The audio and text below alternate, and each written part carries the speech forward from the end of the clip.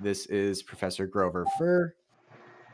He primarily teaches medieval English literature at Montclair State University and has focused most of his writing on the 1930 period of Stalin in the USSR.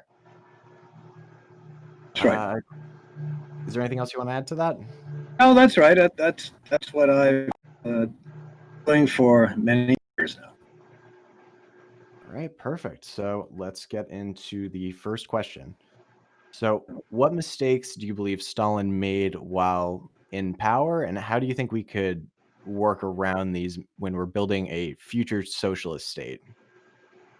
Okay. This is an interesting question, which I'd like to answer in the following way. Mistakes are inevitable in any human undertaking, in any endeavor. Human beings learn by trial and error. You could regard mistakes as the error. In fact, error is a part of the procedure, part of the process of learning. So that in that sense, mistakes are not really even mistakes. They're simply a part of trying to learn something new. We understand if you're scientists, for example, if you're in a chemistry lab, even in school, know that many experiments are not successful. And that doesn't mean that they were a waste of time. That just means that you have to keep on learning until you get it right. So, I'm sure that Stalin made mistakes because mistakes are inevitable.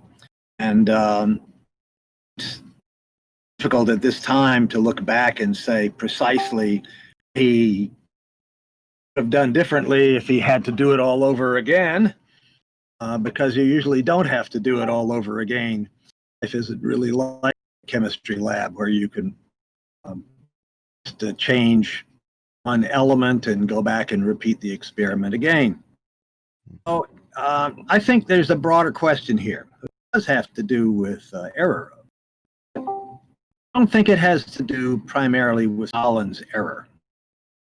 Broader question that I would like to think about is, how do you build socialism? Stalin, according to my studies, tried to follow Lenin. He studied Lenin intensively, of course, knew Lenin very well. He tried to follow Lenin's blueprint, but the problem was that Lenin didn't really have a blueprint. He had certain ideas, and then fairly early on, he became incapacitated by disease. March 1923, he was out of the picture, and by January 1924, he died. Lenin didn't really have a blueprint. He had a lot of ultimately accurate ideas about how to counter a revolution and how to win the revolution, but he didn't have a blueprint. He didn't have much of a concept of what to do after that. Now, the same thing is true with Karl Marx and Friedrich Engels. They had only very sketchy suggestions as to what would happen on the road to socialism, and then from socialism on the road to communism, because, of course, socialism was supposed to be just a sort of a midway period or space. Yeah, the lower form of communism, which would develop towards communism. I think there's two aspects to your question. I think the more important aspect is, it was the concept of socialism was held by the Bolsheviks. I think it would be a mistake, at least in my opinion, based on my and research, it'd be a mistake to think that there was a blueprint, a road to follow, and that somehow or other the Soviet Union to follow it. Stalin made a mistake somewhere along the line and went off the track, perhaps. I think the concept of what socialism is, how to build it, looking back on that, was what was faulty. That Stalin had a blueprint and failed to follow it, but that they, insofar as there was a blueprint, it was faulty. The concept at that time was that once you had a Bolshevik type, a proletarian revolution, and activize industry, of course, you develop industry, an industrial society, activizing agriculture was a part of that, and that those successes in and of themselves would guarantee advancement towards greater and greater collectivity, and ultimately, at some point, would reach an age that could legitimately be called communism. I think that is clearly not true. I think that we need to go back and take a look at the Bolshevik concept of socialism, which, by the way, was largely inherited from the Second International. And the concept of socialism to this day is very poorly defined. There is no unanimity as to just who socialism consists of. Many people say that Sweden is socialist, or anything managed by the government, like Social Security, socialism. That's one definition of socialism. And then once you've had a revolution, then the definition seems to have been that once you have an industrial society and agriculture is collectivized, in other words, all the means of production have basically been collectivized, or most of them have, there'll be some sort of inevitable evolution towards socialism, towards greater and greater degrees of socialism, and ultimately communism. I think that's the problem. Looking back on it, I think the concept of socialism that the Bolsheviks took over and tried to adapt from the Second International contained too many elements of ordinary capitalism. Second International, of course, had conflicting ideas of socialism, but one idea of socialism was that it was a capitalist state with a lot of social welfare guarantees for workers, all kinds of social reform measures, healthcare, education, retirement, unemployment, so forth and so on, and strong elements of that concept of socialism continued to be accepted in the Soviet Union after the revolution.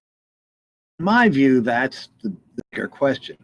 As to whether Stalin himself made individual errors that he could have perhaps avoided, I'm sure that that's true. And we could speculate about what some of them would, but I don't think correcting those errors would have changed the overall trajectory, the development of the Soviet Union. I think it was ultimately the concept of socialism itself which was at fault. And by the way, just on this point, I've come to this conclusion over a period of some years. And a couple of times when I've given talks, particularly to groups that are basically composed of people who have accepted a lot of anti-Stalin propaganda, falsehoods, and so forth, Sometimes I start out by saying, well, I'm the only non-Stalinist in the room. And of course, a few people raise their eyebrows, their mouths go slack, they're surprised to hear that. What do you mean? Oh, we're not Stalinists. And I say, well, in a certain sense, you are, because here we are talking about socialism. And unless you specify some definition is qualitatively different from the way in which socialism was understood in the communist movement of the 20th century, you're in essence accepting that definition. And that concept of socialism failed. We can see it failed in the Soviet Union. So I think that there's insufficient attention on the left, people who are interested in constructing a more society, insufficient attention to the question of just what do you mean by socialism? Just what should this socialism be? And what steps need to be taken? Stages need to occur so that that socialism becomes more and more collective and ultimately heads towards communist society, and so that it doesn't end up just as the socialist states of the 20th century ended up, particularly the Soviet Union, so that it doesn't end up evolving back to predatory capitalism. So I don't know if that was the kind of answer that you were looking for or expecting, but after thinking about your question, I think that's the best answer I can give about mistakes of Stalin. He followed as best he could the guidelines that were laid down by Lenin, and of course, Lenin had studied Marx and Engels, and they were inadequate to achieve the desired goal. Yeah, so the one thing that I got from reading various works from Marx was that the idea of socialism just is never fleshed out in his work. It's not fleshed out in Lenin's work, and it kind of is just up to the interpretation of whoever is reading it. So in building a future socialist state, we need to logically extend theory. Is that basically what you're saying? Well, I mean, one of the reasons I have a number of reasons for doing the research that I do, but one of them certainly is to find out what actually happened in the Soviet Union and to get beyond, past the smokescreen of lies and falsifications of the Stalin period, which are dominant. Let's face it, they're dominant. Yeah. Dominant in professional scholarship. They're dominant, of course, in politics. They're dominant in the mass media. They're dominant in universities and colleges. They're dominant everywhere. And you need to get past those. If you're going to learn whatever lessons history of the Soviet Union has to teach to people like ourselves, people who are positively interested in building an egalitarian society, you have to get beyond those lies.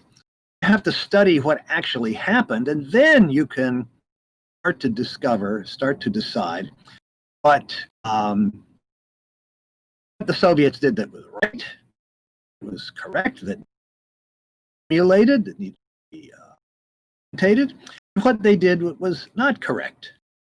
And to put it briefly, my conclusion has been that too many aspects of, say, social welfare capitalism were maintained in the Soviet Union under the mistaken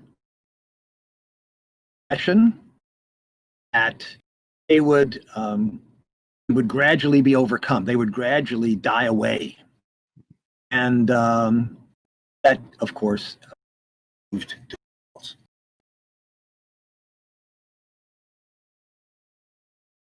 So I think that actually leads fairly well into the next question of what is the biggest myth in relation to the USSR, especially here in the West. And like what reasons did it come about, and what can we do to dispel this rumor? Well, there are so many. It's hard to Oh pick yeah. greatest. I mean, you hear it blithely said in many different ways that the Soviet Union didn't work.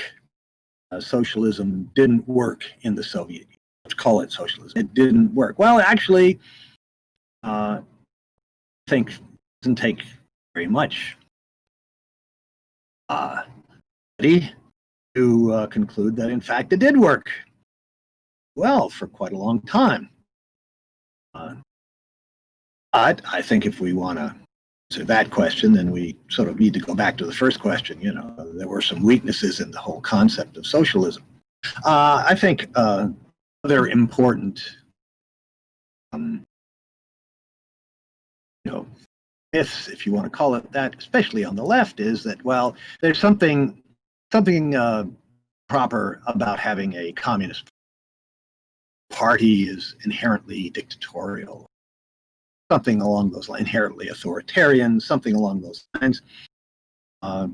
That's another myth, and you hear that back to the period of the Second International, and you still hear it today. Um, uh, an idea that the Soviet Union was leadership is really not the case. That's a falsehood that we dispel. The idea, this concept of totalitarianism, which originally was invented apparently by Mussolini to describe, in a positive sense, the kind of fascist state that he was aiming at, was appropriated first and foremost by Leon Trotsky back in the 1930s, who, as a way of yoking together Nazism and the Soviet Union during one period.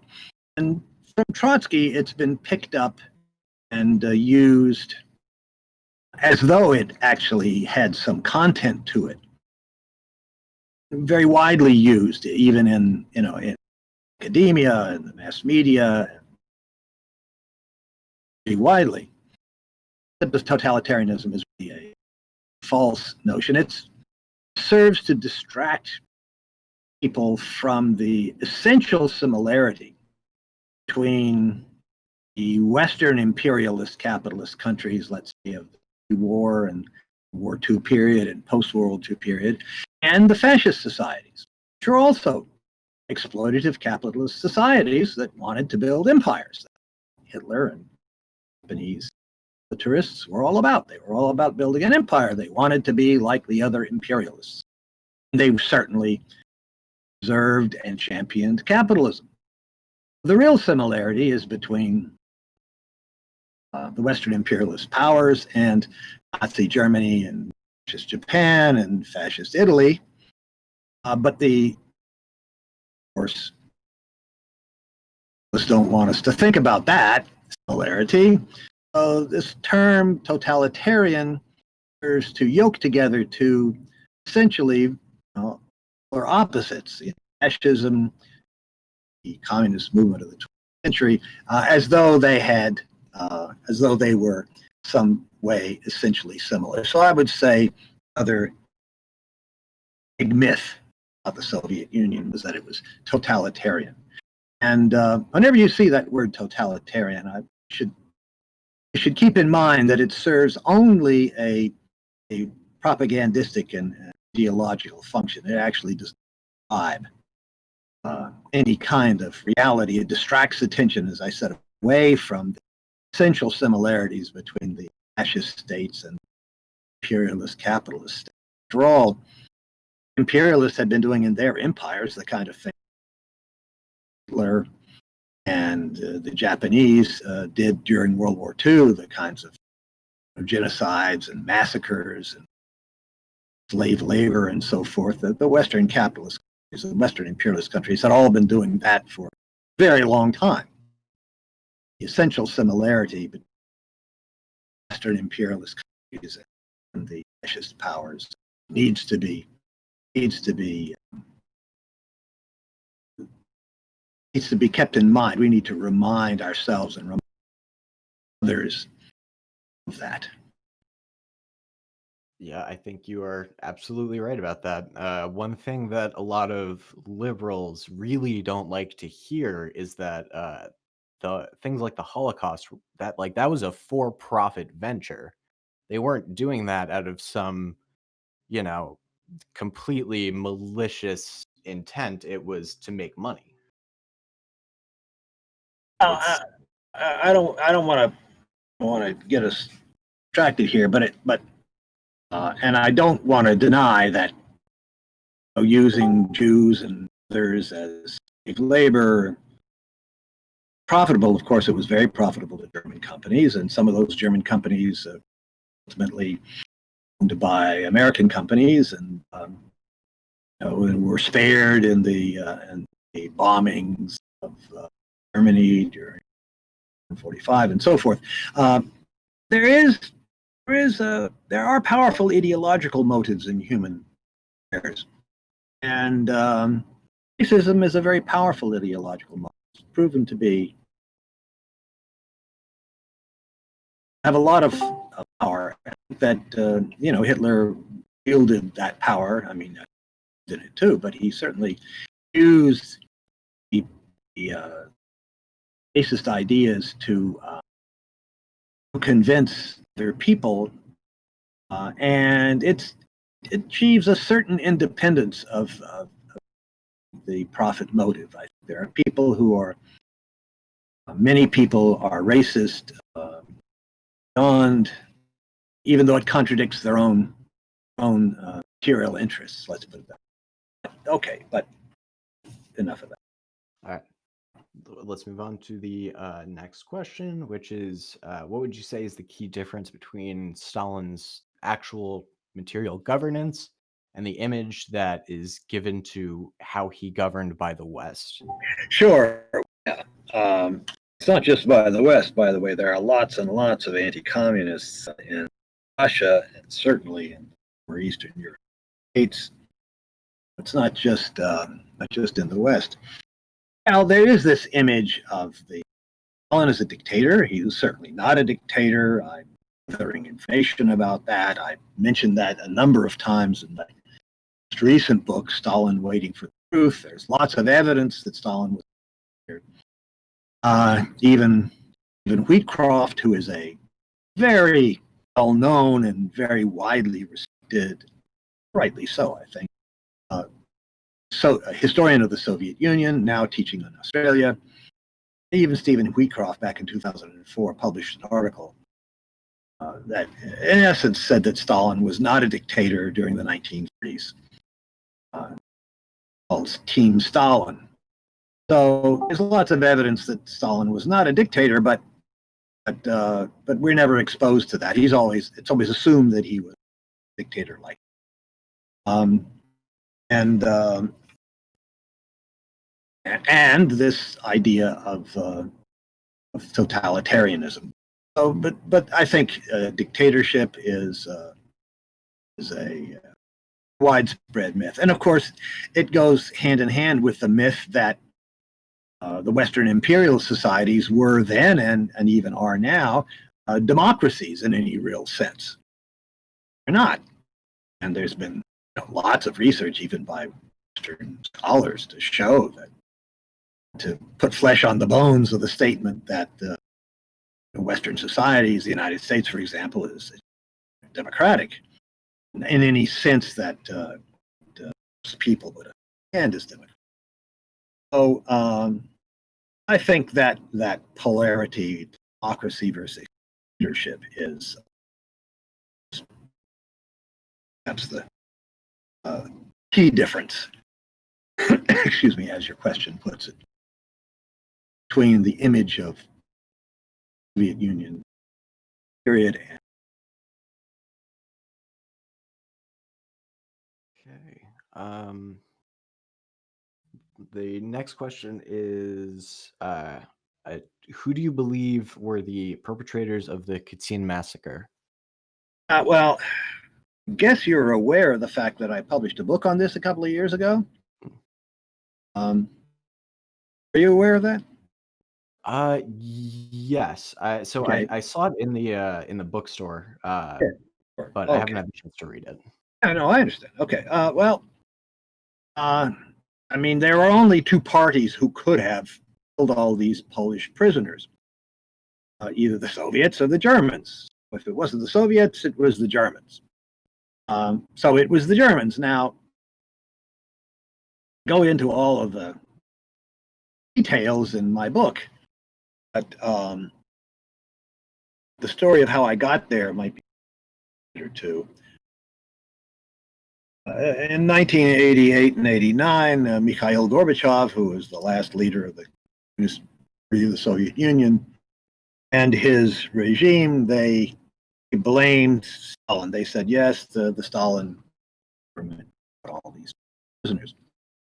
That's what the Polish nationalists and, of course, the communists West had always had since the war. Then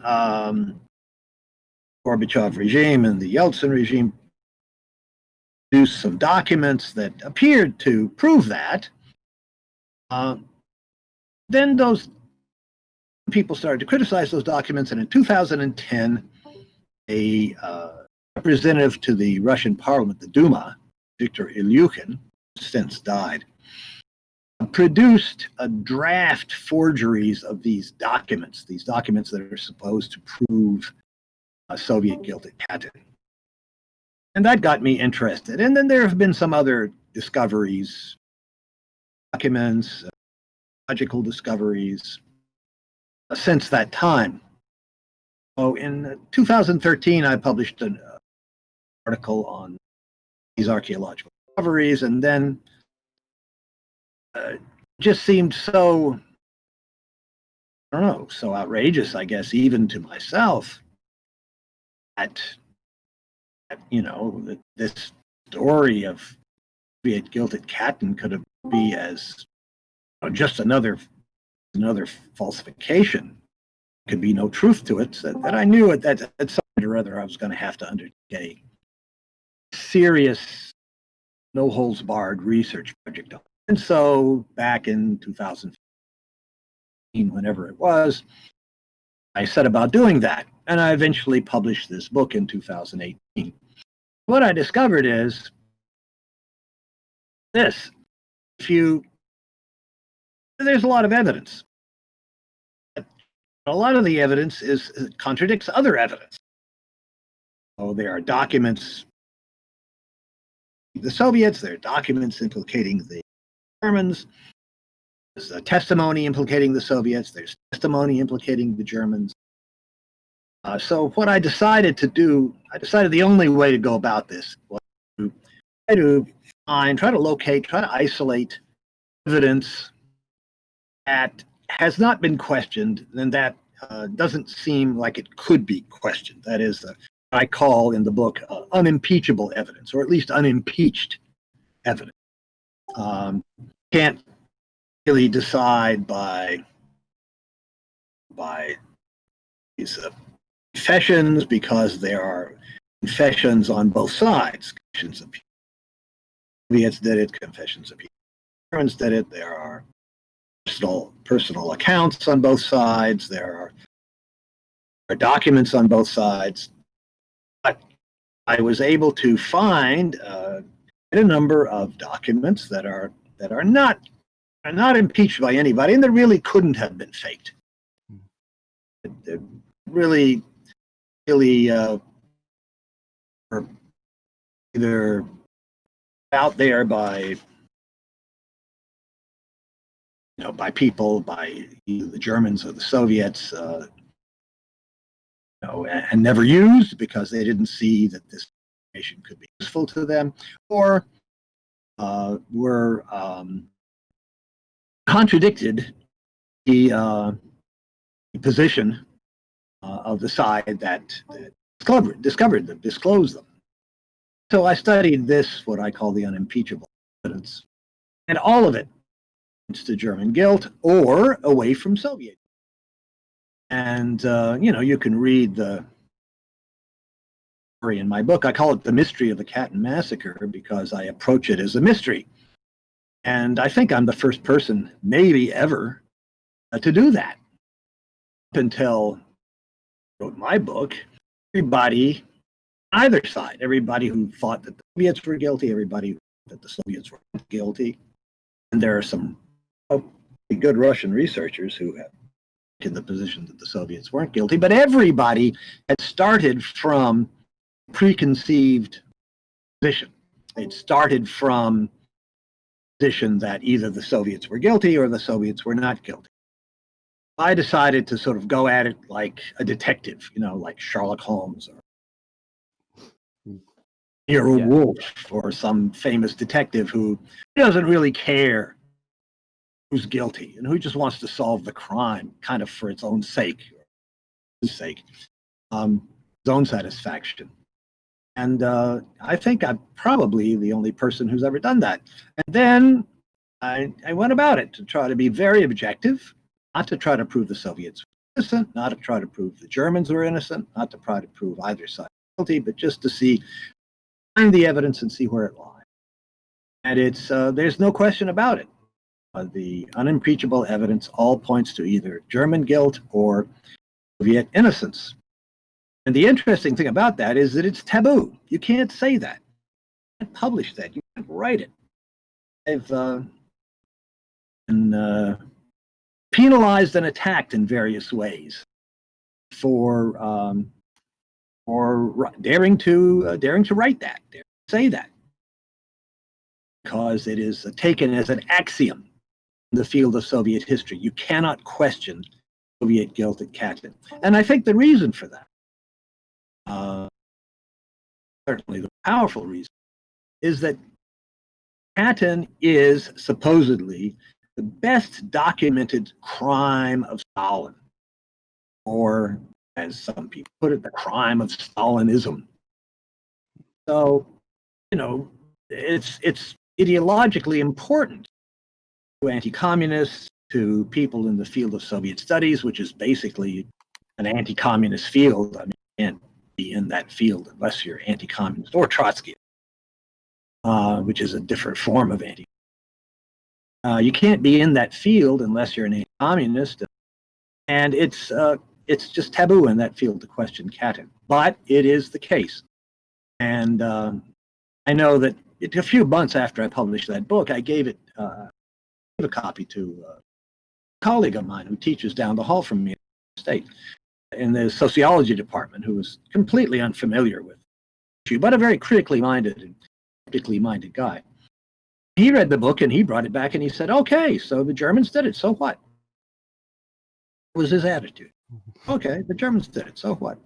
I pointed out to him that the reason he was able to draw that conclusion is he didn't have any preconceived ideas.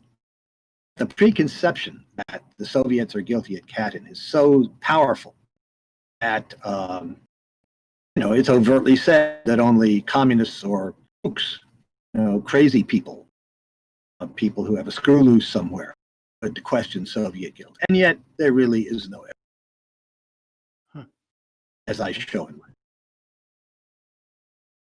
Yeah, it seems like a lot of people go into, especially a lot of people in the West, seem to go into most Soviet history with a preconceived conception of who the good guys and bad guys were, air quotes, Mm-hmm.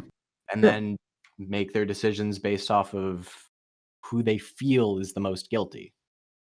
Yeah, that's right. And I think that one of the things I write about, usually in the introductory sections of books, is the need for objectivity and how to operationalize objectivity, how to doubt, how to question your own preconceived ideas, because it's impossible not to have preconceived ideas about a subject that you know something about, much less a subject that you know a great deal about. And I think that it's not recognized that, certainly not widely put into practice, that you need to be objective if you want to get at the truth. That's what you want. You need to strive hard for objectivity. If you don't, what happens is you fall afoul of a thing called confirmation bias. There's a reasonably good article in media about confirmation bias, but I'm sure there are other articles about it too. Confirmation bias is a great danger if you're searching the truth. That is to say, the danger that you will often, or maybe even usually, unconsciously, give a more sympathetic reading to evidence, to what would like to be evidence or what seems to be evidence, your own preconceived idea. Give a unsympathetic reading to any evidence that is to suggest that your preconceived ideas are wrong. Bias. And you can sum up the whole field of Soviet history in a certain sense by saying it's confirmation bias taken to the 10th power or something. There's just no attempt to be objective, except about very limited, narrowly confined, specific subjects, specific issues.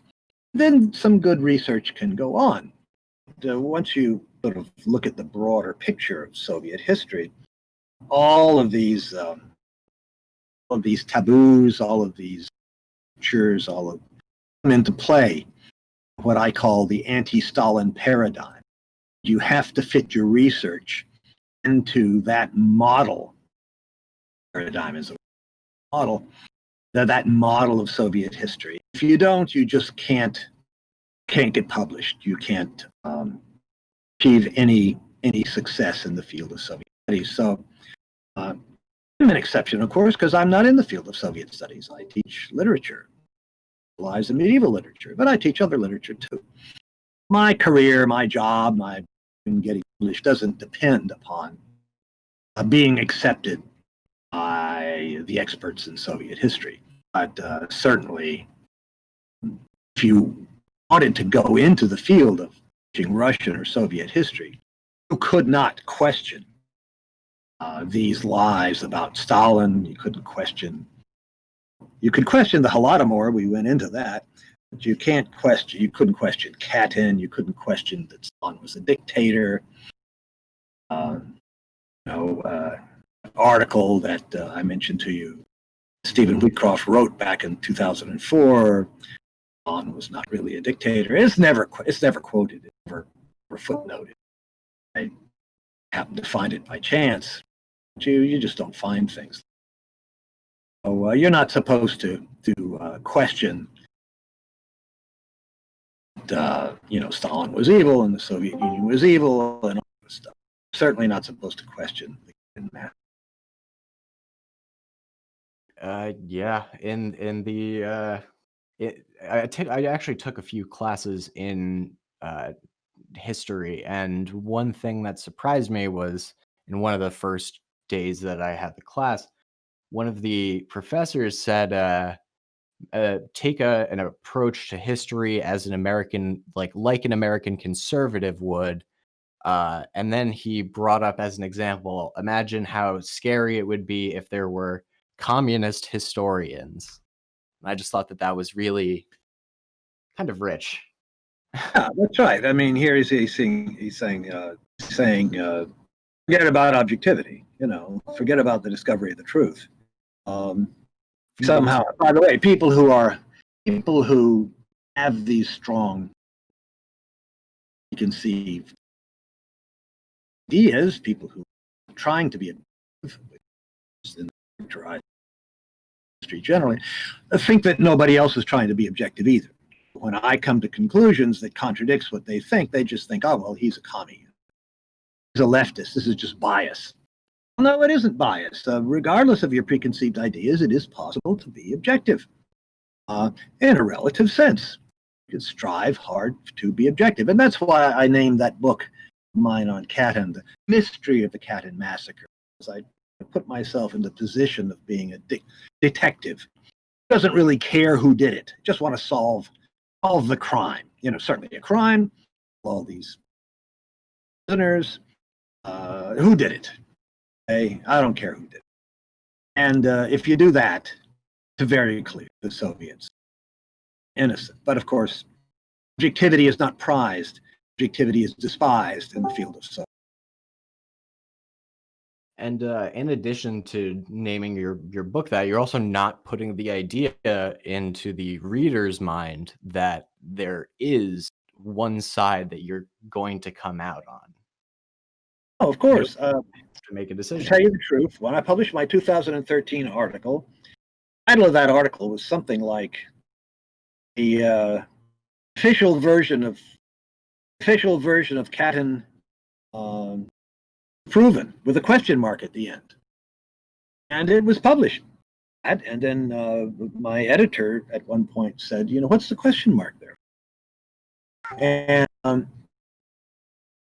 I had to concede. This was in 2013. I had to concede. Well, I'm not sure. I mean, it just seems so amazing that this one archaeological discovery in Ukraine that I'm writing about here would have disproven this huge construction, this monumental um, construct.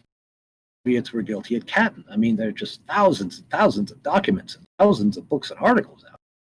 All say this. But I realized that I myself was not entirely convinced. I mean, how could this be true? Grover Furr have discovered the truth, and all the rest of these people are just deluding themselves, either lying to us or deluding themselves, or maybe. I knew at some point or other I was going to have to go out and do a real detective job on this. And I knew that it wasn't going to make popular. And as I said, my career doesn't depend upon being acceptable to the corrupt field of Soviet history. So I could do it. Or in that field, if I were a history professor, I almost certainly couldn't get away with it. I mean, maybe one or two history say things here and there, but on the whole, you can't. And in Soviet studies, not at all. You can't say that dictator. You can't say the Soviets were. It's not tolerated. Period. Yeah, it goes against what everybody has been fed from a very young age, and people don't like to feel like they're wrong. Well, I mean, it's even more than that. I mean, when we get on to the next question, maybe. Go ahead. All right. So the fifth question was what would happen to Stalin if either Trotsky or Bukharin's factions gained control? And Now, yes, go ahead. Go ahead. oh, yeah. And after this question's answered, I'm going to skip a couple, and then I think we should open it up to whoever has a off list question. If you Or I can guess answer. I've been talking too long, right? Okay. Now, there's a bigger question here, the bigger issue, which bleeds into your sixth question about the purge trials. I've written quite a bit on Trotsky and in conjunction with my Russian colleague Vladimir Bobrov in Moscow, quite a bit on Bukharin, and it's perfectly clear from the evidence we have now, mainly from former Soviet archives, that Bukharin and Trotsky really were conspiring to kill Stalin and other members of the Soviet government, and they were also conspiring with the Germans and the Japanese to sabotage Soviet industry, to stab the Red Army in the back, or to turn them to create a civil war in the Soviet Union. They really were doing the things that they were charged with at the Moscow trial. So, that's a brief answer to the question. Certainly, they would have fallen. I think the bigger question is what would have happened to world history if Trotsky and Bukharin had been successful. The plan, of course, they were also planning in conjunction with the military conspirators around Marshal Bill Tukhachevsky, also fought and died and executed in the Soviet Union. If these conspiracies had been successful, they would have joined forces with the Axis, with Hitler and the Japanese, and world history would look. World War II, world history itself would look very, very different. It'd be much darker than it's been. Certainly, anti-colonial struggles would have been frustrated. Japanese would have had petroleum supplies of the Far East to use in their battles against the United States. Hitler might have been able to invade Great Britain as he wanted to, or I think equally likely, the British and the Americans might have made peace with Hitler. After all, the British and the Americans were much more, I mean, talking about the governments here, much more anti-communist than they were anti-fascist. They encouraged Hitler to move to the east in every possible way, and the Soviets were right to fear, right through the Second World War, that the British and the Americans were likely to stab them in the back to make a secret deal with Hitler. And we know now, the British archive, that Churchill had a plan, it's called Operation Unthinkable, to rearm the recently defeated Germans. This is in 1945, to rearm the German army, use the German army, the American army, anybody else he could get to immediately declare war on the Soviet Union. That was a real plan that he had. And of course, the British and the French, the Swedes, were ready to attack the Soviet Union at the time of the Russo-Finnish War in 1939 to 40. Finland, of course, was closely aligned with Germany. The British and the French were not doing anything at that point to fight Hitler. Hitler had invaded and conquered Poland. The British and the French, aside there, they ignored their treaty commitments to fight Hitler on the side of Poland. They were at the same time eager to go to war with the Soviet Union.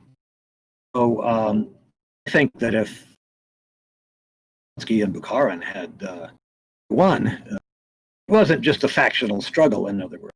This was a serious conspiracy that would have turned the history of the world up very, very different and much more negative direction. But of course, you can't say that. You can't say that Stalin, in nipping these conspiracies of Trotsky and Bukharin, the military conspirators in the bud,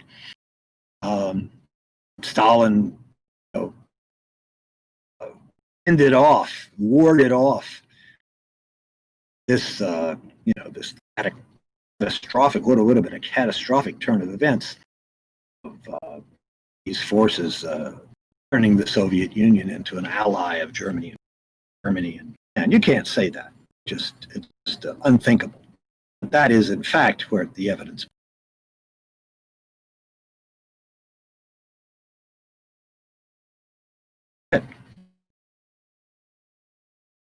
Yeah, it's going against the thinking that Stalin is considering the visceral reaction that people have when they hear anything positive about Stalin, to say that he is I guess we'll use the term lesser evil when referring to Bukharin or Trotsky. People just don't want to hear that. Right, and I don't think it's right to say he's lesser evil. He wasn't evil. I don't see that he was evil. I mean, I've been looking for years. I have been looking for the evidence Stalin committed crimes. I started out years ago to say, well, people talk blithely about all the crimes of Stalin. Let me investigate some of these alleged crimes. And I never discovered any. In a certain sense, I started back in, 2005 or something like that. I started to study Khrushchev's secret speech that he gave, Stalin's speech at the 20th Party Congress in February 1956. One thing led to another. I discovered was, thanks to mainly to the documents from the former Soviet archives that begun to be published, discovered that Khrushchev lied. That's the name of my book. That speech, secret speech, which changed the world, maybe the most influential speech of the 20th century, not all time. Khrushchev lied. And the implication, of course, that's what my book is about, giving the chapter and verse.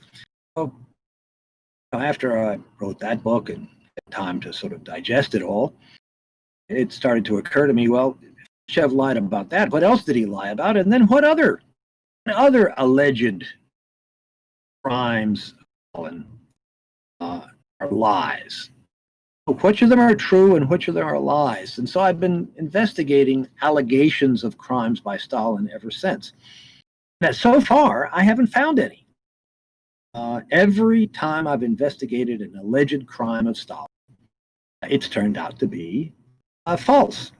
And we can prove that now because we have so many documents from the former Soviet archives now. 30, 40, 50 years ago, you didn't have these documents. We have them now. Primary source evidence, and we can prove that Stalin didn't commit all these crimes. My latest book is the one that came out January of last year, called Stalin Waiting for the Truth. There's a study of Stephen Kotkin's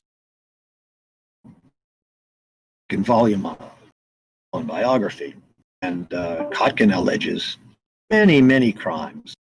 I investigated all of them. None of them are true. It's an atrocity. This is for history, and not only that, but prize-winning history.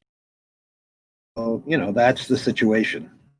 And so it's, of course, with this kind of unanimity among the legitimated academic experts worldwide, but particularly in the West, it's no wonder that people believe all these horror stories about Stalin. I mean, how could it be otherwise?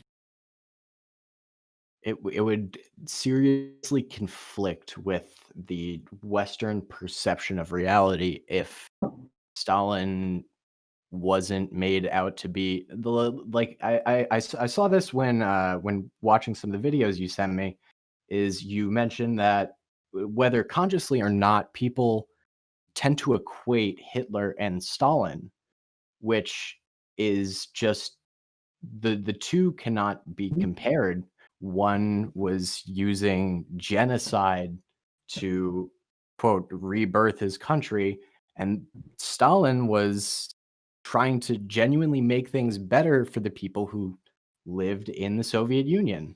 Not only that, but the international communist movement, the Comintern, it started off under Lenin, but Lenin passed from the scene very quickly. That movement led the struggles for national liberation, the struggles against colonialism, against imperialism all over the world, and led struggles for workers' rights all over the world. I mean, the Communist Party in the United States, all of their misses and problems, were the single main force behind organizing militant trade unionism in the United States. And that was true. It was basically true all around the world. The Communist Party of South Africa was leading the struggle against apartheid and vicious racism by the South African regime, and before that by the British. And this was all under the aegis of Stalin. Certainly the Spanish Civil War, the support of the Republican forces in the Spanish Civil War against Franco's fascists. Was supported by Mussolini, by Italian army, by Hitler, there's Luftwaffe, the Air Force, the British and the French and the Americans formally stood back, but in fact encouraged Franco, and the Soviets were the only significant opponents, and they formed the international brigades, which fought heroically against the fascists in Spain. They lost, but I mean, if you take a look at a struggle like that, it's very clear that the so-called democracies, the Western imperialist countries, were far friendlier to the fascists. Much rather see a Franco victory and see even a Spanish republic, even a capitalist bourgeois Spanish republic, with a strong communist party in it. They would rather have fascism. And in fact, of course, American and British firms profited greatly from their investments in Germany, even during the war. That's been friends have written about that. So that this business of comparing and to yoke together Stalin and Hitler is a terrible historical distortion. I mean, you'd be better off have to yoke people together, and sort of look at their similarities and ignore their differences. You'd be better yoking, Winston Churchill, Hitler, something like that, or even Franklin Roosevelt. Oh yeah, that is. That's a propaganda job. That's the propaganda job that's been done in world history and continues. So it's hard to struggle to get at the truth, and then it's a struggle to get the truth known. And so that's one of the reasons that I'm glad to talk to groups like yours. It helps to get the in a small way to get the truth out there. We are glad to listen. Okay, so before I move on to any of these other questions, people really want to know what you think of the George Floyd protests and riots and everything that is going on in response to uh, systemic racism that we've always been dealing with, but now we're willing to actually go out in a global pandemic and show that these things matter to us. So if you could Sure. tell us a little bit about that, that'd be great. I mean, I'm sure you know as much, if not more, about protests than I do. I was at a protest in Newark yesterday. I think there's going to be one tomorrow. The precise time and place has not yet been announced, I believe, because they don't want to rip off the cops, probably. But I was at that one yesterday in Newark, and of course, I've watched the news. There are protests all over the country. I think that it's good to have these protests. What's lacking, relatively speaking, is finding out that these racist murderers, police, particularly black men, but also black women, and just let's say people in the United States takes place because of the history of just racism in the United States, which of course originated with slave trading capitalism, but continued long that, and has been a characteristic of the United States. The American history is full of kinds of horrible racist acts, and it's systemic.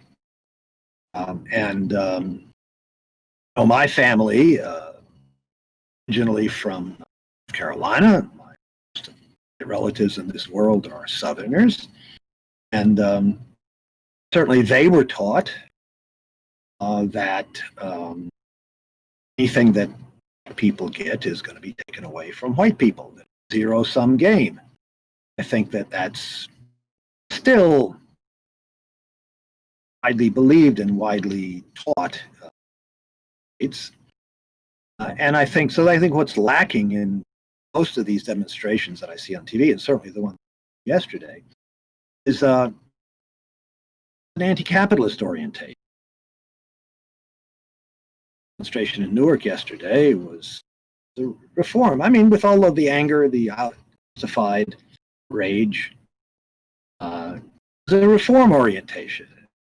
The reform orientation is all about let's root this out of our society. And it's clearly not widely recognized that this is racism can't be rooted out of a capitalist aspect of exploitation. Racism has always been a way of legitimating for exploitation, but also of keeping the working class.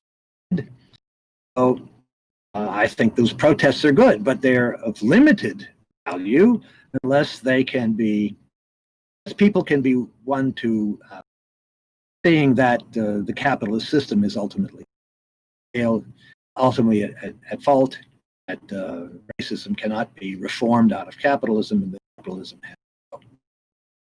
That's my view. I hope that in this demonstration, which I'm planning to go to tomorrow once I learn the details, I hope that theme is more prominent at that demonstration and in future demonstrations than was the demonstrations that I've seen on TV so far, and certainly in the one.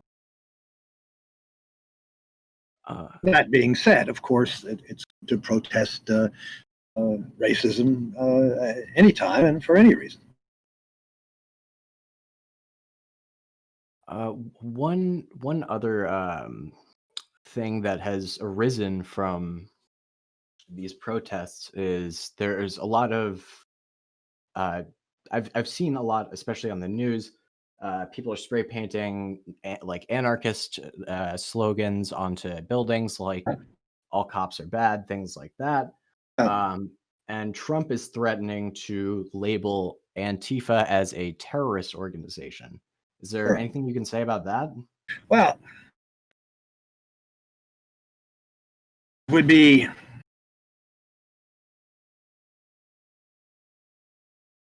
the challenge to socialist and communist left, anti-capitalist left, is to send people to seeing that it's capitalism that needs to be destroyed, that needs to be gotten rid of, that people were writing down with capitalism on the walls or things like that. That would be very meaningful. Much more so than writing "all cops are bad," which doesn't carry really much of a platform. And as for more or less aimless destruction, it's not surprising you get that in the United States. And,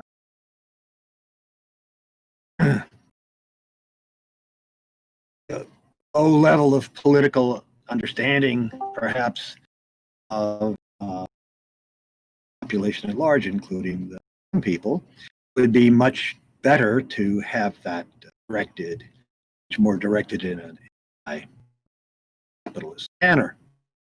I think that many people feel that there's really nothing much they can do, and when you get this kind of destruction, just as a way of expressing your outrage and disappointment and sadness, I think it shows that people are hungry for the understanding of what to do about the justices, but don't know. So they tend to lash out in a manner that ultimately is not going to solve the problem. You can't get protests without a certain amount of order, but I think the the fire bombs and stuff like that are not directed at the police, that are not directed at politicians, not directed at government facilities, directed at stores and people who are not really at fault in an immediate way, is expression of frustration in a certain sense. In that sense, is counterproductive. It needs to be expressed much more politically conscious and directed manner. It's the system that produces these.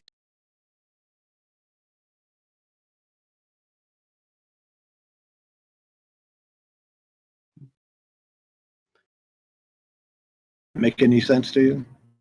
Yeah, no. That makes complete sense. The aimless destruction is not. That's just a reaction to, but destruction with a purpose. So let's say somebody doing something to a police station or a Sure. political That's building. that's obvious. Of course, then you have to go even beyond that, right? The problem is not just the police, but the way the police are trained and then what the police defend. Yep. Okay? They defend the status quo. Police defend the system of racism and exploitation. That's really the problem of the police. And to expect the police to be somehow or other be kind and gentle when they're defending this kind of violent, racist, exploitative system is absurd. They can't be. So I think that's message doesn't get across. It needs to. Much better have the kinds of demonstration. Now, if you see movies, filmed accounts, even read historical accounts of revolutionary situations like the Russian Revolution or the Chinese Revolution, other revolutions, the Vietnamese and Cuban Revolution, you'll see that the outrage is directed against the system.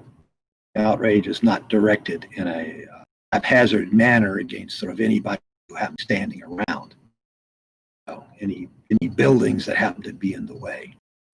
It's much more politically conscious, and that's what we lack in the United States. We really need a bigger capitalist movement.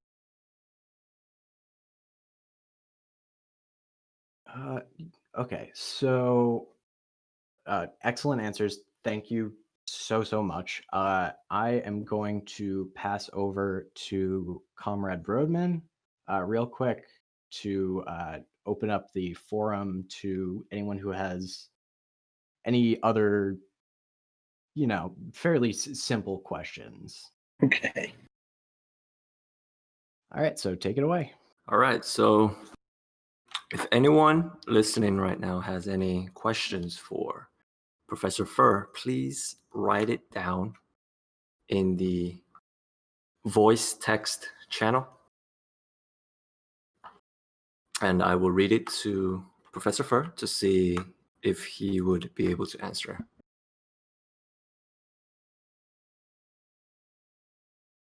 Is that all right with you, Professor Furr? It's okay. I hope that your listeners will ask me about subjects that I do research on. I mean, I didn't mind the questions about this, the racist killings, the George Floyd incident, and stuff like that, because it's very, very timely. But in general, I prefer to comment on things that I know about. That really means the matters that I've done research on, which is basically the Soviet Union, the 1930s, and to some extent after that. I don't set myself up as some sort of political guru. I don't consider myself to be that, and I'm not a theoretician. I feel very inadequate answering or attempting to answer those kinds of questions. Gotcha. Fair enough. All right. So one of the questions relating to the USSR that one of our members posted just now, he asked, why didn't Stalin commit more aid and support to the communists in the Spanish Civil War? The prospect of having a communist ally in Europe will be enticing, correct? Okay, so that's the question about the Spanish Civil War? Yes. Okay, well, I've actually done some research on the Spanish Civil War. It's a little bit outside my main focus, which is Soviet history, but the Soviet Union was heavily involved and heavily committed to the Spanish Republic. The Soviets gave a lot of aid. They gave aid even up to the beginning of 1939, certainly long past the time that they could expect to be paid for any of the aid. The Spanish Republic, of course, was a bourgeois republic, so the Soviets were paid with Spanish gold reserves. But the Soviets gave aid far beyond what the Spanish Republic could pay for. And I believe that the British historian Helen Graham wrote that in 1938, the Soviets shipped off to Spain something like 60% of their airplane production. And of course, that was when the Soviets were building up the army as fast as the army and the air force, armed forces as fast as possible, because in expectation of a German attack. I think that it's just not true that the Soviets did not give a lot of aid, give as much aid as they reasonably could have to the Spanish Republic. The real question, of course, why allies didn't also aid the Spanish Republic. And I think the obvious answer there is they didn't want the Spanish Republic to win. They were much less uncomfortable. They were much more comfortable with the fascist victory in Spain, and they would have been with a Republican victory, because a Republican victory, a Spanish Republic, under the, would have had a strong communist movement, and they didn't want that. It's usually vastly underestimated how pro-fascist the Western governments really were, how vehemently anti-communist. So, but I think the Soviets gave a lot of aid. I also think that there's a pretty effective sort of falsehoods out there about the Soviet role in the Spanish War, and that's one of them. And another one is that the Soviets tried to prevent a revolution from happening in Spain, and it's also not true. There are a number of them. Certainly, the question of Soviet aid, we have a lot of information about that, documented. The Soviets gave a lot of.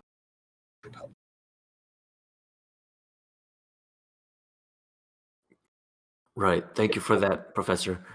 And one more question. It states, can you tell us about the relationship between Stalin and Beria, and how bad Beria was? Yeah, I know. That was one of the questions you, Alex, emailed to me. Beria is one of the most aligned, denigrated characters in Soviet history. Maybe even more so than Stalin, or certainly just as much as Stalin. Khrushchev's secret speech of 1956 concentrated a lot of fire on Stalin, but it also concentrated a lot of fire on Beria. And my book, Khrushchev Lied, I showed that Khrushchev lied about Beria when he talked about Beria. We don't really know a great deal. I mean, let's put it this way. There aren't a lot of primary sources. Story about Beria being a sexual predator, for example, is not well supported by evidence. There's been some evidence against it. Beria was certainly a good manager after 1945, up until Stalin's death. Beria was actually head of the Soviet nuclear program to get a nuclear weapon in the Soviet Union. So he wasn't involved in the Ministry of Affairs, the Ministry of State Security, any of that. Sorry, the Ministry of Internal Affairs and the Ministry of State Security during that period of time. He was involved in that from late 1938 until the end of the war. 1938, somehow or other, Stalin convinced Nikolai Yezhov to resign as the head of the NKVD, the Ministry of Internal Affairs, which also, of course, included police. And Beria was of it. Beria, under Beria, a lot of the people who had been tried and convicted and imprisoned under Yezhov were released. A lot of cases were reviewed. Also, Yezhov and his DVD henchmen who had tortured and killed innocent people were arrested, interrogated, tried, convicted, and either sentenced to prison or executed. So Beria was centrally involved in beginning to rectify the terrible situation that Nikolai Yezhov has created as a result of his conspiracy against. I wrote a book about this too, about Yezhov versus Stalin. And Beria very clearly involved in trying to rectify that situation, trying to arrest those KVD people who were responsible for it, and so forth. He gets his bad reputation because for some reason or other, this isn't well. Khrushchev and one or two other people in 1953 decided that he was a threat to them. I'm not 100% sure why they thought that. Oh, exactly why Beria was, either arrested or likely killed in June 1953. It's not 100% clear to me. It's an interesting conspiracy, the conspiracy by Khrushchev and company. I mention it in one or two of my books because we really don't have, we know that it took place because it happened, but we really don't have any written records of that conspiracy. So when people ask me, as they sometimes do, well, if you say Trotsky was with the Germans and Japanese, or how come there's no evidence of it in the German and Japanese archives? My answer, after having studied this issue, is, well, we know that there was a conspiracy against Beria, 1953, by Khrushchev and others, because it succeeded. We have no written record of it. It's just the oral accounts of those people who were involved in it, and their oral accounts conflict with one another. So, we don't really know that much. I'm very suspicious. I tend to assume that the lurid tales of Beria and the Khrushchevites were probably false. There's no reason to think they were true. There's no reason to think that Khrushchev and company had any incentive to tell the truth about Beria. They hated him and they got rid of him. Beria was gotten rid of. There was almost right away, there was a Central Committee plenum, meeting of the Central Committee, and say, unlike the Central Committee plenum in 1937, where Rykov and Bukharin were charged with all kinds of crimes, Rykov and Bukharin were at the Central Committee plenum, and they spoke long and eloquently in their own defense. When the Central Committee plenum in July 1953 about Beria, and that was the only topic at that Central Committee plenum happened, Beria wasn't there. Beria wasn't invited to come and meet any of the accusations against him. I think he was probably dead by that time, although the story remains that he was arrested and interrogated and then put on trial in December 53 and then executed. But there's no really good evidence for any of that. So I don't think there's any grounds. I think we should not simply believe Khrushchev and company. Doesn't mean everything they said about him is right, but it also doesn't mean that anything they said about him. We don't really know. But one thing, I heard one argument that to me makes sense. But it makes sense.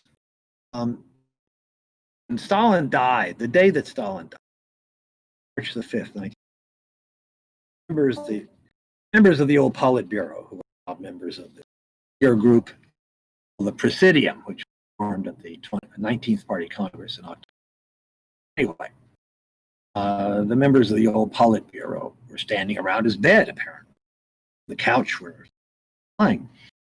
Evidently, right then and there, they sort of decided who was going to be the government. Beria, chosen by them. Stalin was either dying or dead. It was chosen by Khrushchev and Malenkov and Molotov and the rest of them. Both the head of the VD, the Ministry of Internal Affairs, and the head of the MGB, the Ministry of Security.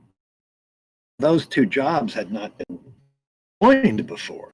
Different ministers head of them.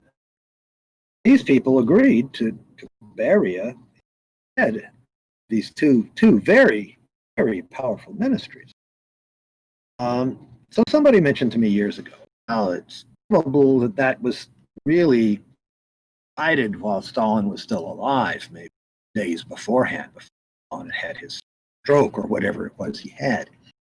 Probable that that had already been decided when Stalin was still alive, and this was just taken into effect. And that makes some sense to me, because it was precedented, it was very usual.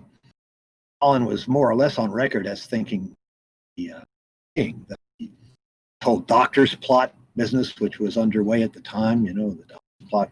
He didn't believe it. He thought that something wrong with the MVD, something wrong with the with internal affairs. So it's logical that the decision to make Beria head of this joint ministry, affairs also the security, had been made while Stalin was alive, and evidently, well, they did it. It's something that Khrushchev and the rest of them came to regret pretty quickly. There's a very interesting book, published in I think 1999. I have it. Read it. Called Lavrenti Beria, and it's 1953, and it's all of these documents that came out at the time of during the so-called 100 days when Beria was one of these two ministers. He did a lot of stuff. He put it into a lot of these investigations. He did a lot of very interesting things. There's also some of those documents are forgeries. It's maybe this is all a complicated way of saying we don't really know much about the end of Beria's life. Okay, so I'm gonna take over again. First off, I would like to thank you so much for making the time to come and talk to us, Professor Thank Furr. you very much for inviting me. It's been quite a while, and I think we should have one more question, and then we should wrap things up. And this one is more of a personal one. Someone asked in the chat, what is your process for writing? How do you go about the research for your books, create your overall view of what the book should cover, and decide what it aims to dispel within that topic? Sure. Well, I try to conceive of all of these things, research. I try to be very objective, which kind of is like being a detective, right? I mean, sort of like you don't care, you just want to solve, you just want to discover what's going on. That's why, for me, that's a useful metaphor, right? I want to be objective. I don't want to impose biases on the material. I want to go for the primary sources, go to the primary sources. Not just believe the footnotes in even the best scholarly books, but check those footnotes. So go to the primary sources, don't take any secondary sources face value, and then decide on the basis of the primary source evidence. And I think that's the way to do good research. That's what I learned when I went to graduate school to do medieval literary research. It's true in any field of study. Go for the primary sources and decide on the basis of the primary sources, and do not worry if experts in the field think you're wrong. Because if you have studied, understood, and studied the primary source evidence, and what you say is backed up by primary source evidence, then you're on a very firm ground. So that's what you should do. That means those of you out there who I hope will go out and read my books, don't believe me either. Ultimately, not into believing people. We're into looking at the evidence, right? And that's what needs to be done. Okay. And there was actually a small follow-up right after the question, which was, how do you balance teaching medieval English literature and finding time to write about the USSR? Sure. Well, I teach medieval English literature. I teach other literatures too, because actually I only get to teach one course in medieval studies a year at Montclair State. It's only at really big universities that people can teach in their specialty. So I teach, I have a certain number of courses that get rotated. I've taught them all number of times, and certainly even during the school year, I find a day or two a week normally to devote to my Soviet research. And then, like now, it's the summertime, and I can do that full time. I certainly spend time preparing my classes and all of that, but it doesn't take me 60, 70 hours a week to deal adequately with classes. And of course, academics are not supposed to do that. Academics are supposed to make time for research. It's just that I don't do research in medieval literature anymore. About years ago or so, I decided that I had to make a decision. I continue to do research in medieval literature, or should I concentrate all my attention and efforts on Soviet studies? And I decided I could make a bigger contribution doing the Soviet research than being yet another scholar doing medieval research. That's what I decided, and that's what I've been doing since then. Yes, I have time to do both. Okay, perfect. Thank you so much from everybody in here for making the time for us. We really appreciate this. Thank you all very much for inviting me. It's a pleasure. Thank you for coming. Thank you so much. Thank you, Professor Furr. We really appreciate this. Thank you very much. Professor. Good luck to all of you. Please stay in touch with me. Bye. Thanks. Thank you, Professor. Yep. Take care.